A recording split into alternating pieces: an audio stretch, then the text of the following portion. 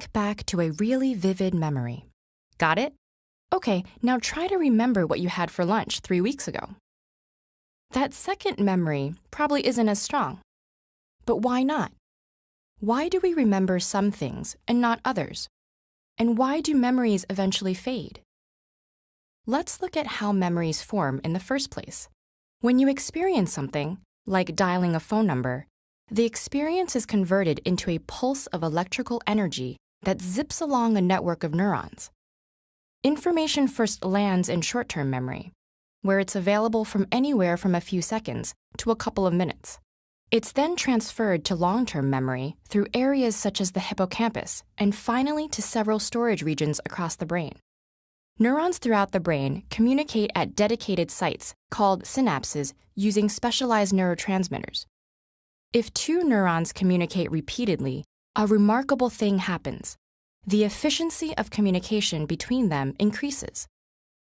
This process, called long-term potentiation, is considered to be a mechanism by which memories are stored long-term.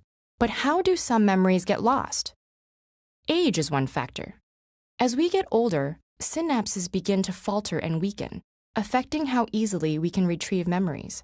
Scientists have several theories about what's behind this deterioration. From actual brain shrinkage, the hippocampus loses 5% of its neurons every decade, for a total loss of 20% by the time you're 80 years old, to the drop in the production of neurotransmitters like acetylcholine, which is vital to learning and memory. These changes seem to affect how people retrieve stored information. Age also affects our memory-making abilities.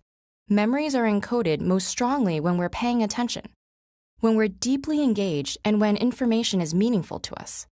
Mental and physical health problems, which tend to increase as we age, interfere with our ability to pay attention and thus act as memory thieves. Another leading cause of memory problems is chronic stress. When we're constantly overloaded with work and personal responsibilities, our bodies are on hyper alert. This response has evolved from the physiological mechanism designed to make sure we can survive in a crisis. Stress chemicals help mobilize energy and increase alertness. However, with chronic stress, our bodies become flooded with these chemicals, resulting in a loss of brain cells and an inability to form new ones, which affects our ability to retain new information. Depression is another culprit. People who are depressed are 40% more likely to develop memory problems. Low levels of serotonin, a neurotransmitter connected to arousal, may make depressed individuals less attentive to new information. Dwelling on sad events in the past, another symptom of depression, makes it difficult to pay attention to the present, affecting the ability to store short-term memories. Isolation, which is tied to depression, is another memory thief.